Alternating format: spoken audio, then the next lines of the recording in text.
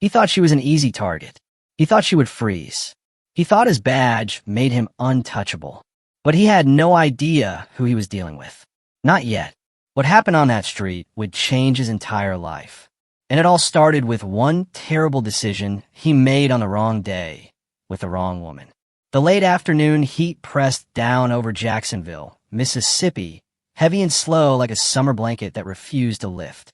The humidity clung to everything. Dust hung in the air. Car engines rumbled somewhere in the distance. And through it all, Maya Carter walked down Pineview Street with a steady, grounded movement of someone who had learned long ago to trust her own strength. She had been gone from this city for nearly 9 years. Not since the deployments. Not since her brother's funeral. She had promised herself she wouldn't come back until she felt ready. But life rarely waited for readiness, and here she was, standing on cracked sidewalks she used to run across as a kid. Maya carried a single duffel bag over her shoulder. Nothing flashy. A plain charcoal t-shirt, faded jeans, and shoes worn from miles of hard pavement in places she wished she could forget. Even in casual clothes, her presence carried weight. Shoulders squared, steps measured, chin aligned. It wasn't something she tried to project. It was simply carved into her after years of discipline. Her father used to call it her steel spine. She didn't feel steel right now. She felt tired and unsure of what coming home would even mean anymore. Cars passed slowly along the street, music drifting from windows. The same corner store she used to visit still had hand-painted signs taped to its glass. The same fried chicken spot still let the smell of grease spread down the block. Kids still dribbled basketballs on the cracked court where she once scraped her knees. None of it had changed, but she had. As she walked, a group of teenagers leaned against the wall outside the store. One boy couldn't have been older than 15. He glanced up, noticed the way she moved. His eyes widened just slightly. "You military?" he asked. Maya paused, shifting her weight. She met his gaze, steady and patient. Something like that. He flashed a crooked grin. "My uncle was a Marine. Walked just like you do." Before she could answer, his friends yelled for him, and he jogged inside. His voice echoed faintly as the door swung shut. Maya drew in a slow breath. The small exchanges, the recognition, the respect, it reminded her why she fought all those years. Why she pushed her body and mind until both felt bruised. Why she stayed alive in places where people didn't. But home had its own battles. And one of them was already watching her. A police cruiser crawled down the street, slower than cars usually did in this neighborhood. Maya saw it from the corner of her eye, but she didn't turn her head. She had learned long ago that acknowledging a threat too early sometimes fed it. The car creeped closer. Closer. Too close. The window rolled down. "Ma'am, hold up a second." She stopped, turned only slightly. Enough to show respect, not enough to show submission. Officer Todd Miller sat behind the wheel. White, mid-40s, square jaw, buzz cut, thick neck. The kind of man who stood with his chest puffed out even when no one was challenging him. His sunglasses hid his eyes, but she could feel the stare, the measuring, the judging. "Mind telling me what you're doing around here?" he asked. Maya kept her voice level. "Walking. To where?" "Forward." His jaw tightened. He didn't like that. Some men never did. "We've had reports of suspicious activity today," he said. "Need to make sure everything is in order." Maya looked him straight on now. Calm. Steady. "You see anything suspicious on me?" Silence stretched. Someone across the street slowed their steps. Watching. Officer Miller exhaled through his nose, irritated. "Just routine questions. And I'm giving routine answers." The air shifted. Tension crawled between them like a spark waiting for fuel. Maya could see the familiar signs, the ego, the need to assert control, the assumption that she should shrink just because he expected her to. She absorbed it all quietly. Then he put the car in park. "Let me see your ID." Maya didn't move at first. Training pulsed through her veins. Years of analyzing danger before it erupted. She scanned his stance, his shoulders, the angle of his hands. She wasn't reading a cop. She was reading a man whose confidence grew when he felt he had power over someone. She slowly reached into her pocket, removed her identification, held it up, not handing it over, keeping it where he could read it without touching it. He leaned out of the car, squinting. Army Special Forces, he read aloud. Really, the way he said it wasn't curiosity. It was dismissal. He extended his hand. Give it here. Maya didn't move. You can read just fine from there. His jaw flexed. Then he snatched it right out of her fingers. That was the moment everything shifted. He turned the ID over, studying it like he had already decided it wasn't real. Special Forces. Huh. Don't see many women claiming that. Return the card, Maya said. He smirked. You think attitude makes this look more believable? People had begun to gather. A woman quietly lifted her phone and started recording. A man leaned on the edge of a parked truck, frowning. An older couple stood near a food truck, whispering. Power changes when eyes appear. Maya saw him notice that. His shoulders squared, irritation building under his skin. You got a problem? He snapped at the woman recording. She didn't respond, just kept filming. Maya spoke softly. You're creating a scene you don't want to be in. Miller stepped out of the car. One slow, deliberate step, then another. I don't know who you think you are, he said, but out here, I'm the one in charge. Maya's face showed nothing. Her voice stayed steady. You sure about that? He closed the distance between them. Too close. His breath quickened. His grip tightened on her ID. Turn around. Hands behind your back. Maya felt the weight of the moment shift sharply. If she complied, he'd own her. If she resisted, he'd escalate. If she ran, he'd chase. None of those were options. Her father's voice echoed lightly in her memory. Pick your moment. Stand your ground. Then Miller reached for her wrist. Bad choice. Maya moved with barely visible motion. A shift of her arm, a turn of her shoulders. Not violent, not aggressive. Simply removing herself from his grasp with fluid precision. To the crowd, it looked like he stumbled. To him, it felt like she slipped through his fingers. To her, it was survival. The murmurs grew louder. Miller's cheeks burned red. He looked humiliated. And humiliation, mixed with authority, was always dangerous. That's assault, he barked. No, she said. That's me avoiding unnecessary contact. His breathing sharpened. He grabbed his radio. Dispatch, I need backup. For what? Maya cut in. The crowd was watching, recording, whispering. Miller felt every pair of eyes. And he couldn't back down now. Turn around, he repeated. Hand behind your back. Maya exhaled. A long, steadying breath. If you put those cuffs on me, she said, you're going to regret it. He lunged. A decision he would never forget. He lunged, grabbing for her arm with a sudden burst of force. But Maya was already moving. Years of training didn't shout or panic. They whispered. They nudged. They guided her body with calm precision. Her foot slid. Her shoulders shifted. Her hands found exactly where they needed to be. Before Officer Miller's fingers closed around her wrist, she caught his forearm, redirected his weight, and eased him off balance. It wasn't a flip. It wasn't a strike. It was control. Smooth and undeniable. He stumbled forward, arms flailing for a heartbeat. Gasps rippled across the crowd. A teenager muttered under his breath. Man just got folded by a lady half his size. Someone else snorted. The woman recording moved closer, keeping her phone high. Miller's pride shattered in real time. His face flushed an angry red. His jaw clenched so tight it trembled. You think you could just put your hands on an officer? He snapped, voice cracking with fury. You rushed me, Maya said. I got out of the way. That's all. You're resisting arrest. For what? He didn't answer. He couldn't. The crowd already knew the truth, and silence made it louder. A man in a faded blue shirt called out, We saw that. She didn't touch you. Miller ignored him. His eyes locked on her like she was the source of every frustration he had ever bottled up. His hand twitched near his belt, the kind of twitch that made the air tighten around everyone watching. Maya's pulse stayed steady. She had faced men with rifles and explosives. She had walked through night raids where shadows felt alive. But here, on a quiet street in her hometown, she felt a different kind of danger.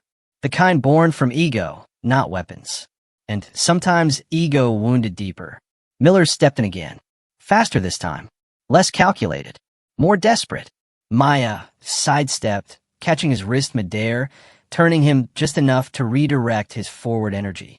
It was the simplest maneuver in the book, but to a man who thought brute force was power, it felt like humiliation. He ended up off balance again, stumbling 2 steps before catching himself. The crowd reacted louder now. "Oh nah, he's getting cooked." She barely even touched him. "He's losing it." Miller's breath came harsh and ragged. His badge gleamed in the light, but it didn't shield him from the truth. Everyone could see he was losing control. "Enough," he barked, voice cracking under pressure. "Turn around. Right now." Maya didn't move. "You're making this worse for yourself," he added. "No," she said quietly. "I'm not the one spiraling." That single sentence hit him harder than any physical force. His shoulders tensed. His lips pressed into a thin line. His pride was a storm, and it needed destruction to calm itself. He reached for his cuffs with shaking hands. A rookie mistake. He lunged again. This time he didn't even touch her. Maya pivoted, guided his momentum downward, and with a controlled movement, pinned him forward just long enough for gravity to remind him he wasn't the predator here. Phones flew up. Someone yelled, "Oh, she got him again." Another whispered, "I'm saving this video. No way this man walks away clean." Miller stumbled out of her hold, nearly tripping over his own feet. His breath came sharp and uneven. His face burned with humiliation and rage. His hairline glistened with sweat. Maya stood still, controlled. No stance of aggression, just presence. "You done?" she asked softly. That question nearly broke him. "No one talks to me like that," he muttered. "No one." He stepped forward, fury shaking his entire body. But he didn't get the chance to finish his threat. A second police cruiser screeched up beside them. The door swung open and Sergeant Michael Hayes stepped out. Broad shoulders, thick beard, deep lines around his eyes. A man who had seen enough mistakes to recognize one from a mile away. He surveyed the scene in a single sweep. Miller's red face, Maya's calm stance, the crowd filming from every angle. "What is happening here?" Hayes said. Miller straightened, trying to mask his shaking. She resisted. She got aggressive. "I was trying to detain." "That's a lie." A woman recording cut in. Several others chimed in. "We got it all on video." He grabbed her first. She didn't do anything. Hayes held up a hand, quieting the murmurs. "Miller," he said with a slow exhale. "You want to explain why you're trying to arrest someone without a stated reason?" "She's lying about her ID," Miller snapped. "She faked being military." Hayes turned to Maya. "That true?" Maya lifted her chin slightly. "My identification is in his hand." Hayes held out his palm. Reluctantly, Miller placed the card into it. Hayes read it once, then twice. His eyebrows tightened. "Maya Carter, Staff Sergeant, Army Special Forces." Miller froze. The crowd whispered. A teenager let out a low whistle. Hayes looked up slowly, his voice lower than before. "You knew who she was?" "I didn't know if it was real," Miller muttered. Hayes brushed a thumb over the card, then looked at Maya again. "My apologies," he said quietly. The air shifted, just slightly, enough to feel the tension tilt. Miller swallowed hard, realizing the ground beneath him had vanished. His authority wasn't slipping. It was collapsing. Hayes didn't give him time to recover. "You're relieved of duty for the day," he said. "Hand over your badge and weapon." The crowd murmured in shock. Miller stared at him, disbelief flooding his face. "You're siding with her?" "Over me. I'm siding with the truth," Hayes replied. Miller's throat bobbed. His pride fractured. Maya said nothing. She simply watched. Hayes turned to her. "Would you like to press charges?" The street fell completely silent. Even the wind seemed to pause. Maya inhaled slowly, then exhaled. "No," she said. The crowd rippled in surprise. Miller stared at her, confused and shaken. "Why not?" he whispered. She met his eyes. "Because I don't need the system to punish you. You already punished yourself."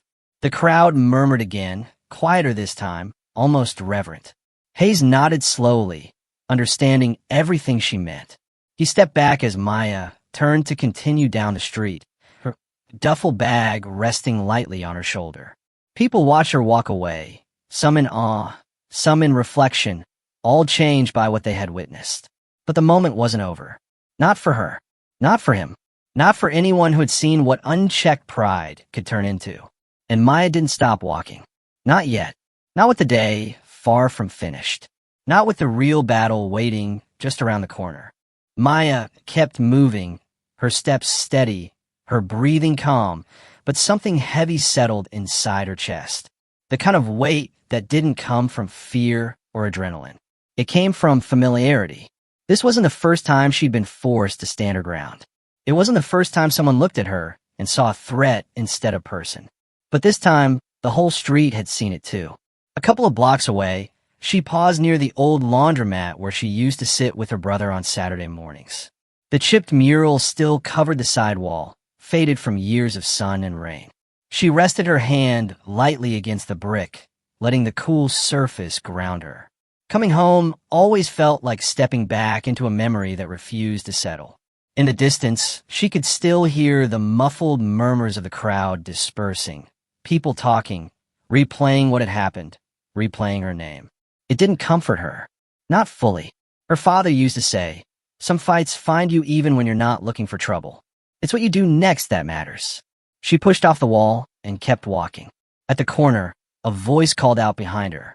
"Ma'am, Miss Carter." She turned. Sergeant Hayes jogged up, breathing a little heavier than before, though he tried to hide it. His uniform shirt clung to the heat. Sweat lined his temples. "Wait up a second," he said. Maya stopped, but she didn't soften. Hayes slowed to a halt a few feet away, hands resting on his belt. He seemed cautious, respectful, the opposite of the man she'd just dealt with. "Want to make sure you were all right," he said. "I'm fine. Yeah, I figured," he replied with a tired half-smile. "You handled that better than most officers on their best day." She didn't respond. He shifted, glancing back toward the street where Miller still stood by the cruiser with his head bowed. "You should know," Hayes said, "this won't just blow over for him. There's going to be an internal review." "That's not my concern," she said. "I know, but it might help to hear that someone's taking it seriously." Maya let the breeze brush past her face before answering. Taking it seriously now.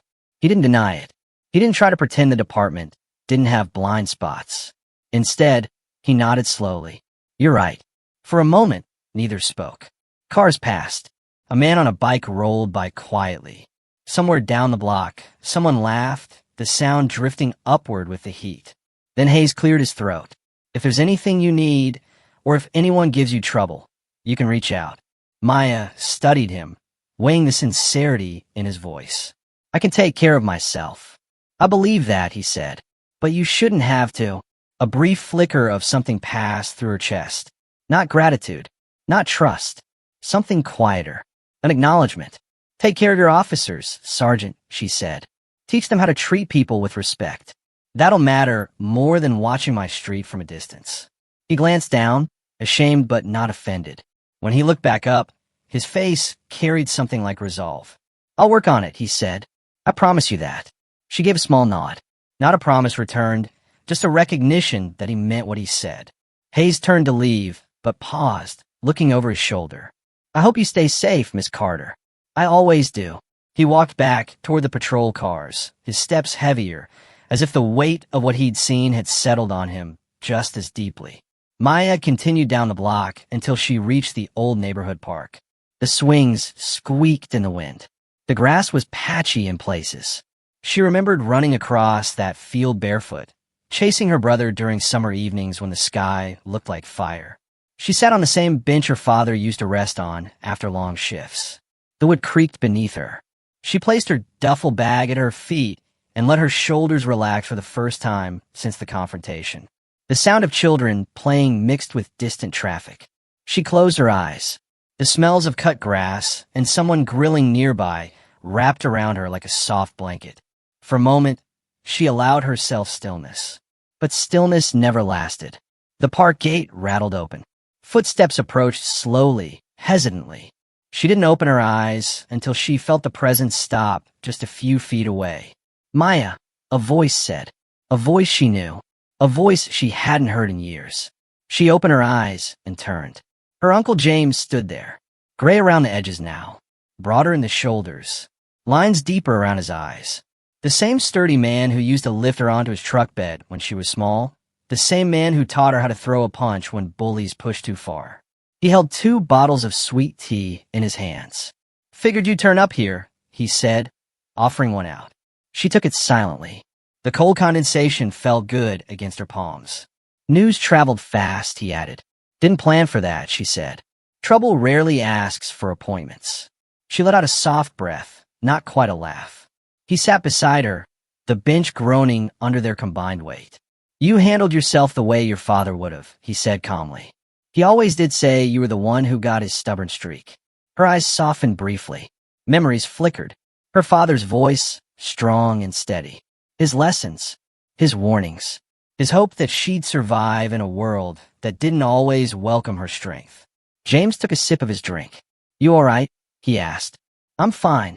That's not the real answer. She didn't reply. He leaned back, stretching his legs out. You know, he said quietly, folks around here have seen a lot. Some good, some bad. Today's one of those days they'll talk about for a long time. Not sure that's a good thing, she murmured. Maybe not for him, James said. But you didn't just stand up for yourself. You reminded people they don't have to bow their heads every time someone with a badge feels bold. She stared ahead, watching a child chase a bright red ball across the field. It shouldn't always fall on us, she said. No, he replied. But sometimes it does. And when it does, someone has to hold the line. She looked down at her hands, the same hands that had carried wounded teammates through gunfire, the same hands that had patched up strangers overseas, the same hands Miller tried to force behind her back without cause. I'm tired of fighting, she said softly.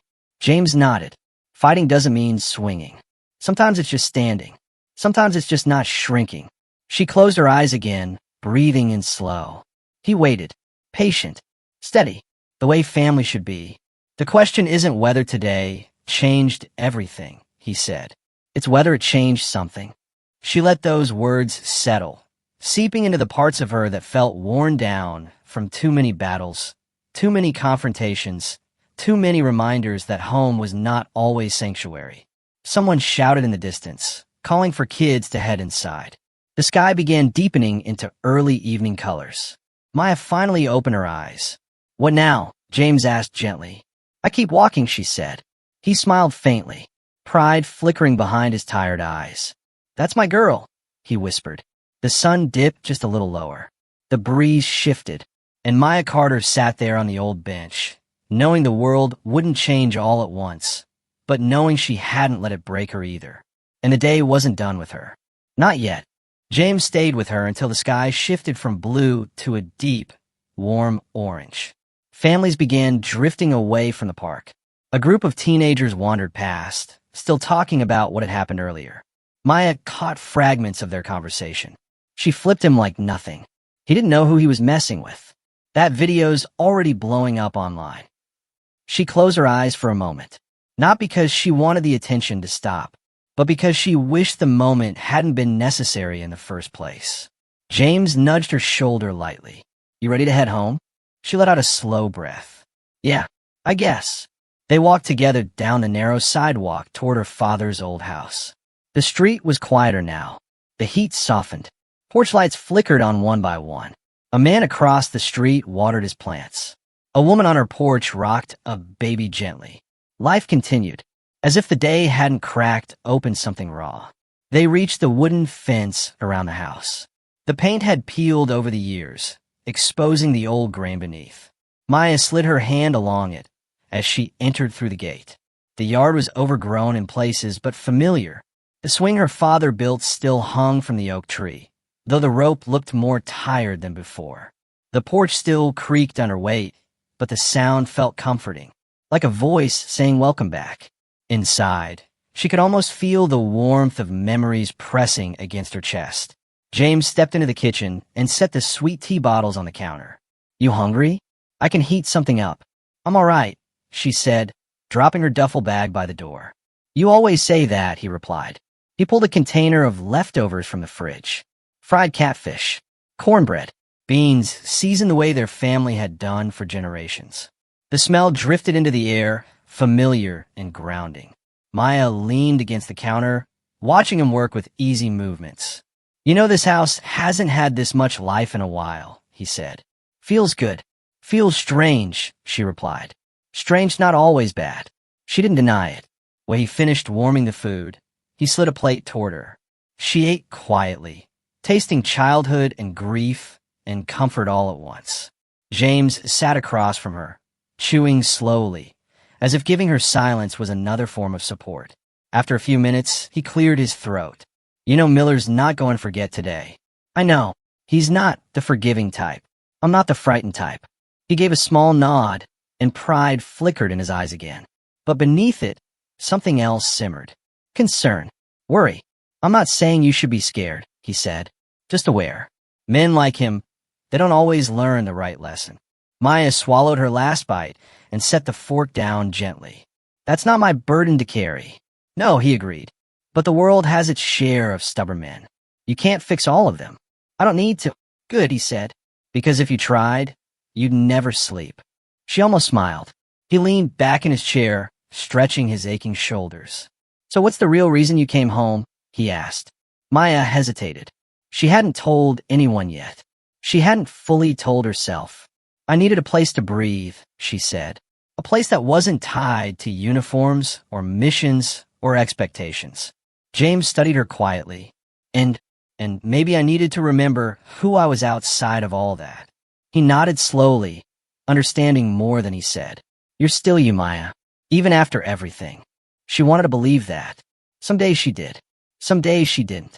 Before she could respond, the doorbell rang. It cut through the quiet kitchen like a sharp edge. James stiffened. You expecting someone? No. He walked toward the front door, cautious, shoulders high. Maya followed behind him, silent, muscles instinctively tightening. He checked the peephole. It's that sergeant, he said. Maya stepped forward. She opened the door.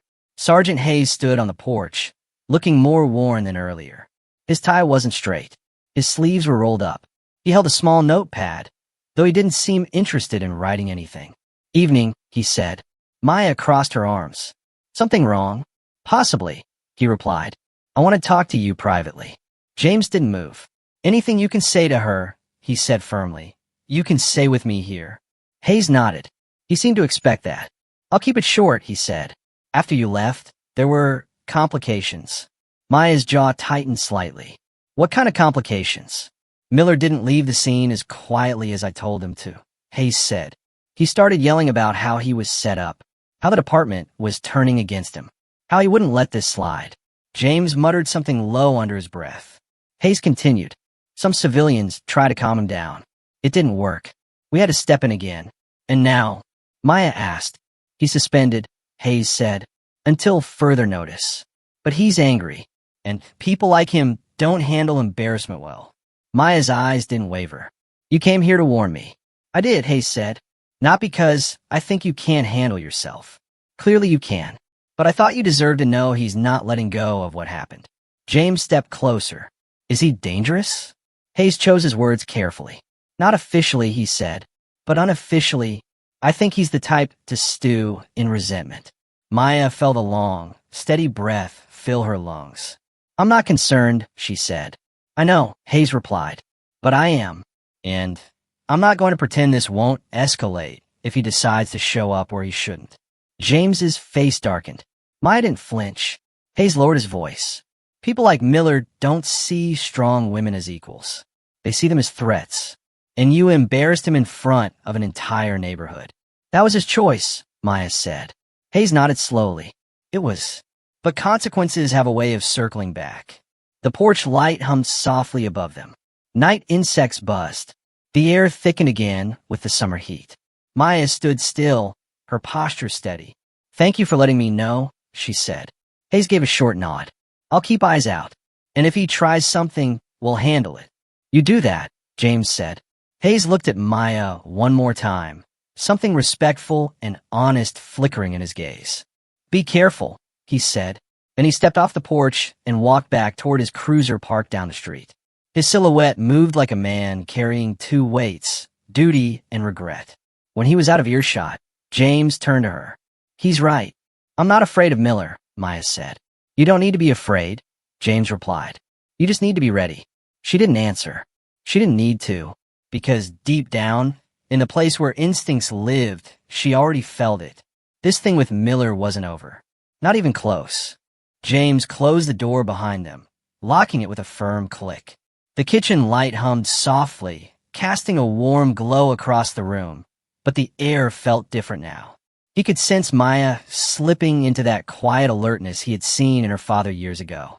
The kind of stillness that wasn't calm, so much as prepared. She walked back to the table and picked up her unfinished sweet tea. She held in her hand, but didn't drink it. Her eyes drifted to the window. James followed her gaze. "You're thinking he'll show up," he said. She didn't lie. "Yes." James exhaled slowly, rubbing a hand across his jaw. "Then I'll be ready with you." But Maya shook her head. "No. If he comes here, he's coming for me. Not you." James bristled. "Family stand together. You know that." "I do," she said. "Which is why I need you inside if that moment comes." He opened his mouth to argue, but then he closed it again. He'd raised her like she was his own. He knew that tone. It wasn't stubborn. It was resolved. He nodded once. "I'll follow your lead." Maya set the bottle down and walked to the back door.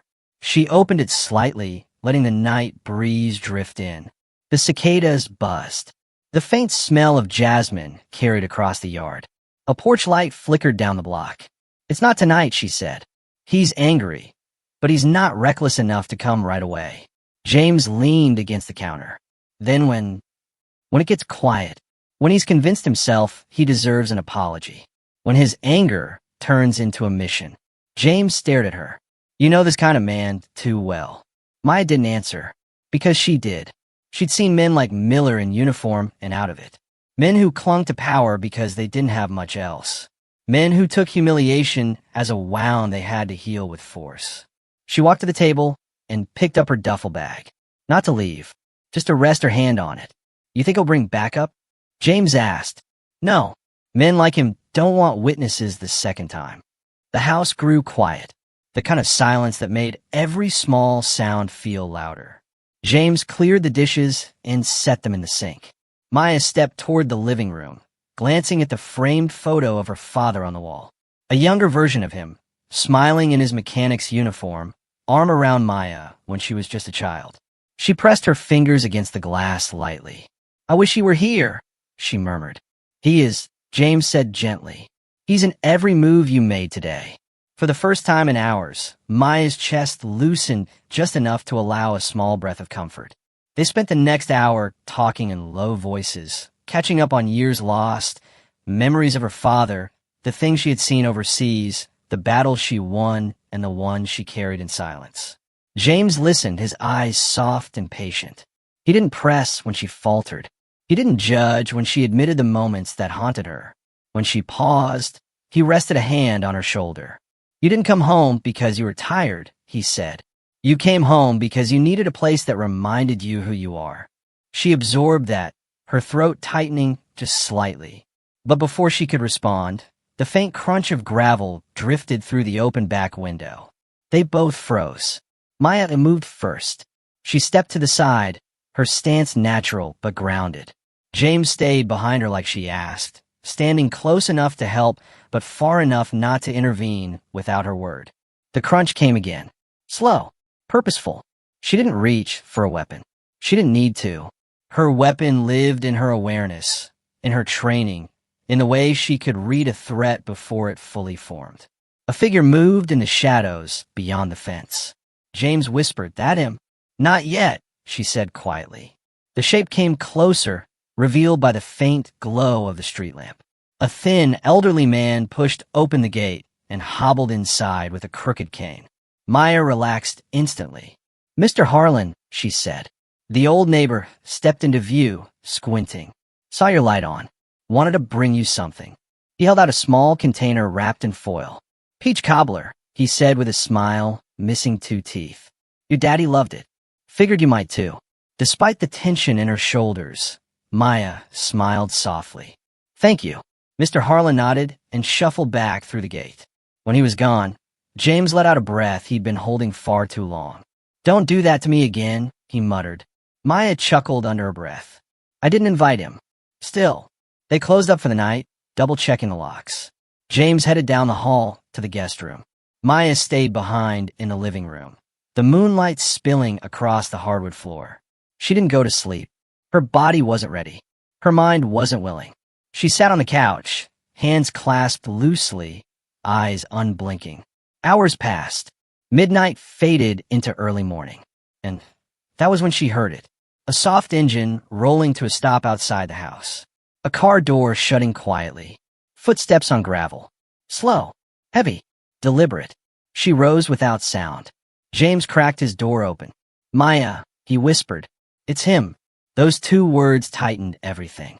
She moved toward the front door, not with fear, but with purpose, with calm precision, with the same steel her father had taught her to carry in moments just like this. More footsteps. Closer. A shadow crossed the window. A fist struck the door. Not a panic knock. A demanding one. "I know you're awake," Miller called out. His voice was low, controlled, dangerous in a way only wounded pride could be. James whispered, "Don't open it." Maya stepped forward anyway. "I have to." She grasped the handle. "Turn it. Open the door."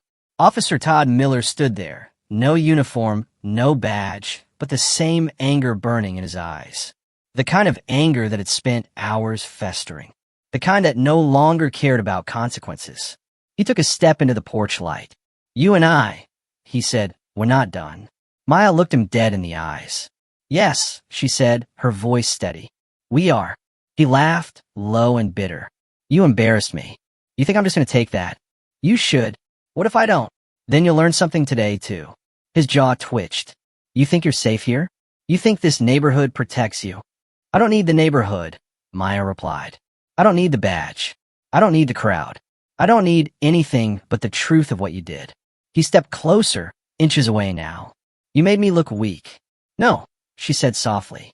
"You showed who you really are. I just refused to play along." He swallowed hard, rage pushing against his restraint. "You think you're stronger than me?" "I know I am," she said. For a moment, the world paused. Then he lunged, but she didn't move backward. She moved forward.